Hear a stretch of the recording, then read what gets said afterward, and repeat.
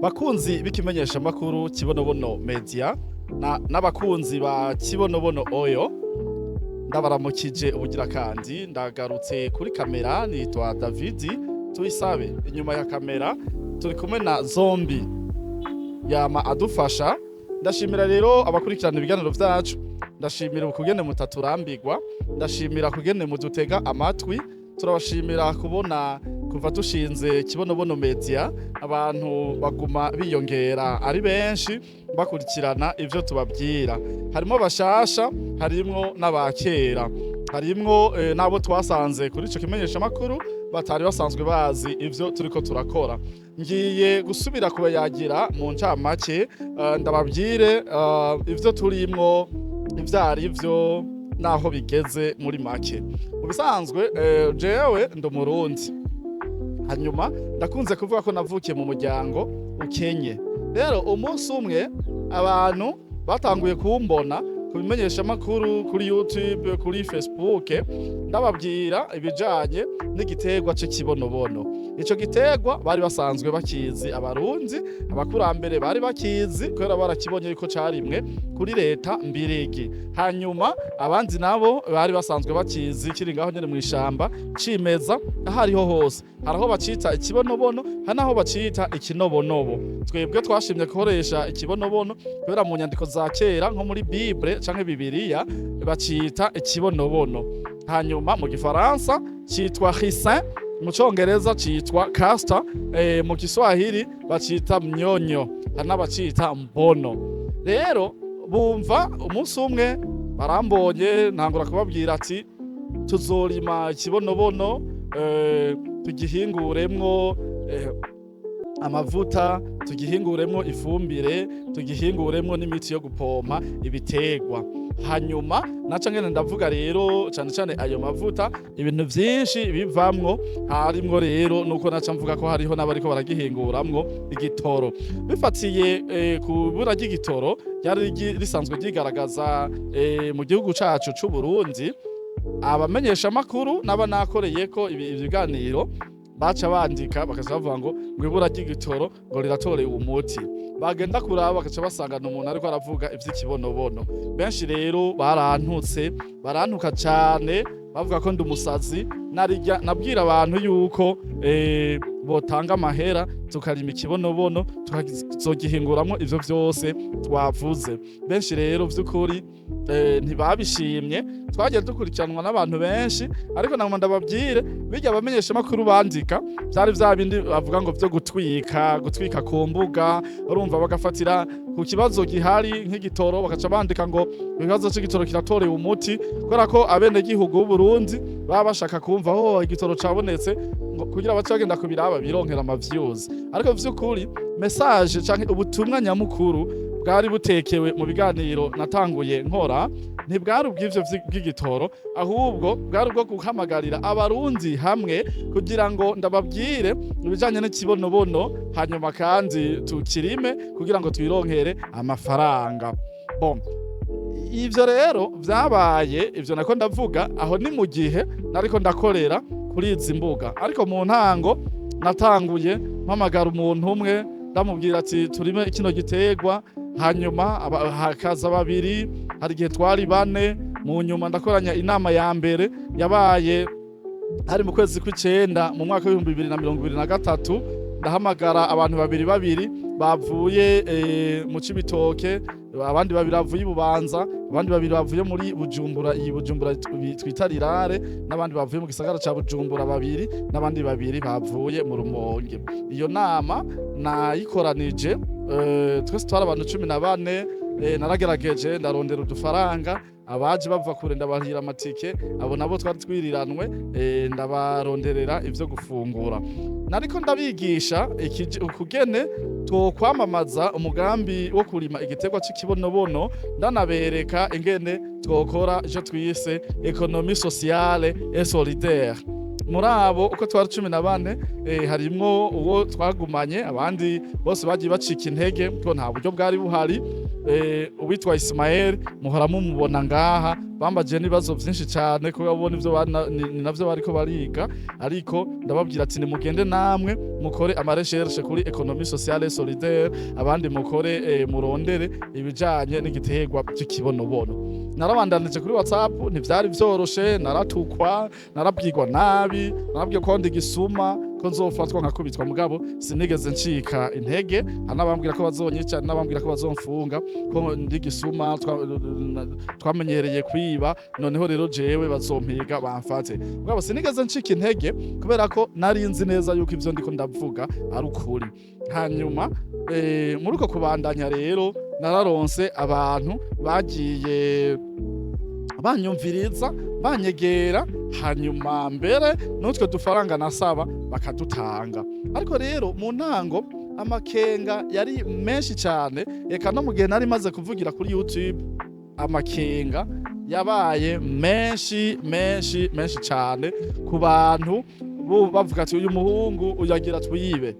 Ariko abagabanije amakenga baraje, twahereye ku mafaranga 3,700 niyo mahera twasaba y'umutahe. Ntivyari vyoroshe. Mu nyuma tumaze kubona ko biriko biragenda neza, ndavuga ati dushize ku mafaranga ati umutahe ubuvuye ku 3,700 ugiye ku mafaranga 6,000. Mu nyuma tumaze kubona biriko biragenda neza, kebuke bavuye tuvuga tuti umutahe uvuye ku 6,000 wimukiye ku 12,000. Ntivyari vyoroshe, kandi na n'ubu sinovuga ngo biroroshe gose, ariko ubu hoho biroroshe cane gose, kubera ico gihe nababwira ngo tuzorima, nimutanga amahera tuzorima, tuzohingura, nakoresha ibintu vyose vyo muri kazoza. Ubu naho novuga yuko biroroshe buke atari cane, kubera ko ubu dukoresha ibintu vya kubu. Ubu tuvuga tuti turarima, turahingura. Ikitarakunda ni kubabwira ati iki kibonobono rero kizokwinjiza agafaranga mvamakungu, tuzohingura ifumbire. Bagenzi, ni igiki rero nshaka kuvuga muri ibi? Narababwira ati nimurime ikibonobono, cerera amezi 5 ahantu hashushe, ahantu hakanye.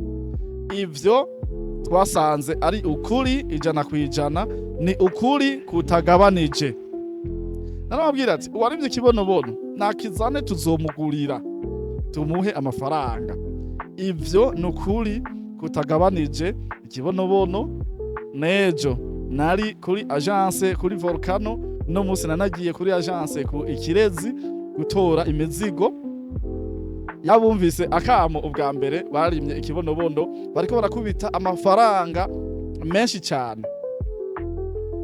Hanyuma twaravuga tuti rero tuzohingura amavuta tuyashore. Ubu amavuta turayahingura, turayafise, turayadandaza, turonka amahera menshi cyane muri ivyo bintu byo gukora amavuta, kuko iritiro imwe tuyidandaza amafaranga 240. Ni kuvuga uje urondera litiro n'inusu ca gipacu kimwe bashiramwe amazi ya kinju kandi n'ayandi, litiro n'inusu tuyigurisha 360. Aho rero woraba ico tokwita amademande, abadusaba ayo mavuta, woraba abadusaba ko botugurira iyo toroto, woraba amasoko dufise, quantité y'ikibonobono badusaba, quantité y'amavuta badusaba irarenze. Rero abakoresha aya mavuta duhingura, naramabwira yuko mu bihugu nka za Nigeria n'ahandi aya mavuta bayita ko ari ukuboko kw'Imana. Iki giterwa bakacita ngo ni igiterwa cy'igitangaza, plante miracle. Muri Kenya iki giterwa bakacita ko ari zahabu yerera hejuru. Mu ntango ndiko ndabivuga, navuga ati aya mavuta aravura ingwara nyinshi, bavuga yuko ari ugushikuza. Ariko bya bindi vyose nagenda ndavuga, ndashima Imana yuko gushika ubu hariho abagiye babikora. Ari bavuze ati uyu muntu aduhamagarira kurima, reka iki giterwa reka tukirime turabe. Babikora nko mu kugeza, baraza baratora akarobo k'imbuto, inusu, ikiro kimwe, baragenda baratera mu mirima yabo. Mumaze imisi mubona ngaha tubereka imirima iteye igomwe igeze no kwimburwa muri amezi nyene twababwira. Iko niko babikoze canke batanguye babikora no ku mavuta. Nkuko Nigeria yashize hanze icegeranyo ku vy'aya mavuta, yemeza yuko aya mavuta ashobora kuvura ingwara 80. Cyo kimwe n'abazungu, hari amavideo menshi dukurikirana y'abazungu aho babwira abanyafrika ati abanyafrika nimukanure mumenye iki gitegwa c'igitangaza gishobora kubavura indwara zababangamira, gishobora gutuma ubusaza imyaka novuga mutagipfa kare, ushobora kubavura ubusaza, ashobora kubavura ubusaza. Nimufate ano mavuta muyisige, azobakiza indwara zo ku rukoba. Nimufata no mavuta ababishoboye mukurikize ibyo bababwira, muyanywe, azobavura ibivyimba. Aya mavuta arashobora kukuvura ingwara wofatiye indege ugiye kwivuza. Twarabivuga kuri Facebook hoho kwari kuntuka gusa, ariko ubu twese abantu babashinga ntahe, abantu bakuze biyubashe, abamama biyubashe, baciye ubwenge, bize amashure, baje baragura no mavuta, baragenda barapima. Uno musi bafise intahe zikomeye cyane bashingira ano mavuta. Ivyo turiko turakora rero, na nubu ntiducika intege, turabandanya. Tukeneye abantu umuriyoni, cyane cyane ugwaruka. Twaravuga ati tuzotanga akazi. Nubu nyene ndiko ndakora ino video, nza kuyiheza cenga ndansome ikete ryo kudepoza kugira ngo tumuha akazi, kandi tuca tukamuha. Abo dukorana nta muntu n'umwe novuga tuvukana arimwo, nta muvyaranje arimwo, nta muntu n'igisanira cakure gose hariya nta kirimwo. Nohava nzanga kuri kamera ngo ndabapange ngo nimugende mubeshe ngo bimeze ukunuku ngo murahembwa kandi badahembwa, canke ngo ivyayo mavuta ngo murabibona ko agugwa kandi atari ivyo, canke muvuga ngo bashinga intahe bemeza yuko muri Kibonobono oyo batanzemo imitahe batayiba. Urumva ntavyo noronka no bapanga n'abantu. Uravye iyo mvuka ari yaye ku mazi, bamwe bava za Kirundo za Gitega, kandi n'abantu bize ari n'ababize hanze. Sinoshobora kubahenda ngo nimugende ngo muvuge ibikumarizo sosiyo ngo mubeshe. Rero ntitukiri muri ivyo vya David aratubesha shize duhera twanje hariya twogwayo. Oya, n'ibihumbi 12 gwaruka. We nimbuzi neza yuko wize amashure ugaheza amashure 13, nukuri kuri ayo mashure 13 ukaba utashoboye kubandanya university, nukuri ni make. Ahubwo tangura wiyumvire ingene ushobora kuinvestisa ibihumbi 12 muri Kibonobono oyo.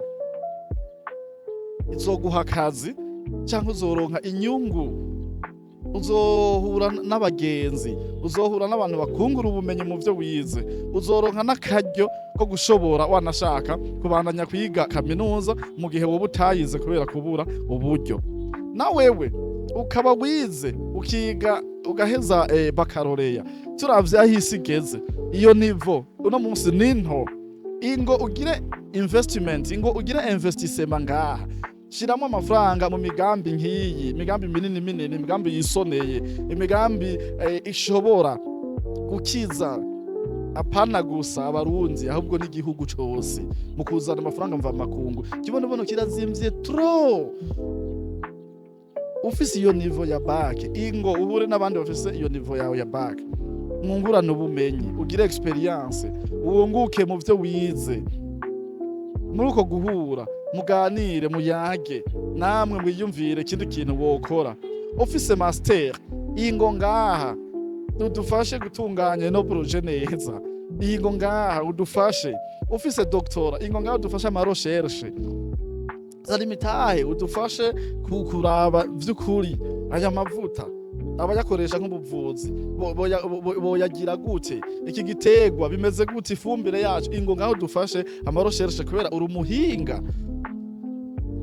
namba ufise PhD ingo udufashe connecta kudutunganiriza neza kugira ngo dushobore kuhiganwa ku rugero rwo muri East Africa, muri region, muri Africa, ushobore kuvugana ku negosia ama marché n'abashinwa, tugira ama partenariat, turime twagura karere, kubera urabifitiye ubumenyi, ufise ubumenyi bw'ikirenga bwo ku rwego rwo hejuru, ingo udufashe kubaka igihugu. Zana ibihumbi 12 ushiremo ngaha, barayandika, hanyuma kandi ayo mahera aja kurima, aja gukora ibikorwa bizana inyungu muri rusange. None urindiriye iki? Vy'ukuri habuze iki? Nigiki kibuze? Ayo makuru ufise, ivyo vyandarindiriye. Ndarindire ndabiyo bija. Oya, ubu n'ikintu tukiri muri ndabiyo bija. Ubu uva muri ndabiyo bija, ahubwo nyaruka muvyeyi uzi ko wavyaye abana. Natwebwe twavutse turi abana 13. Ubu n'ubundi wose yashikanye abana 13, nawe ufise babiri, n'ubu ufise umwe. Ingo mugurira umutahe ngaha. Cyobwo twavutse, bariko baratubwira ryari aha muri Kamenge, abari Bujumbura, bavuga ko hariho ahantu bita ku matafari. Bakubwira ati ngaha ku matafari rero bahafyatura amatafari ati ryari shamba ataho mu Gihosha. Baguhibuye bakakubwira ati tera aho ugeza tushaka tugupimira haca habaho iwawe. Hariho abantu baba bari ngaha aye mu muji, bakababwira ati genda hariya mu Gihosha ugenda utera ibuye baguha iwawe. Ngo je ngo hariya ngo mwishamba ngo noja gukora iki? Genda no munsi urabe mu Gihosha. Wotera ibuye bakahaguha. Ubu harazimvye gose. None iki gihugu mu vyanke mu vyemera tuzokora ibishoboka vyose. Tuzokora ibishoboka vyose, ugwaruka wereye kuri jewe n'abandi bose bari nyuma banshigikiye, na wewe ugomba unshigikire kuvaho umviye ino video. Tuzokora ibishoboka vyose iki gihugu kibe igihugu c'akarorero, kibe igihugu abantu bose birukira, ibe Eden y'ukuri yayindi, uje uronka ivyo ufungura n'ivyo umusesekara n'ivyo utegenda utekeye, biturutse kwifumbire tuzohingura mu Kibonobono. Tuzokubaka n'amabarabara yo hejuru biturutse mu noti izoba yavuye mu gushora amavuta y'ikibonobono, si zahabu yerera hejuru. Tuzokora ibishoboka vyose iki gihugu kibe igihugu ciza cane. None wibaza yuko nimba utari kuriyumvira kuri investissement muri yambo nakazoza 2040 igihugu cifashe, 2060 igihugu giteye imbere, uwo mwana wawe ubaza ko azoba afise ahaba no mu cankuzo ntazoba gishobora kuhagura kubera hazoba hazimvye cane gose.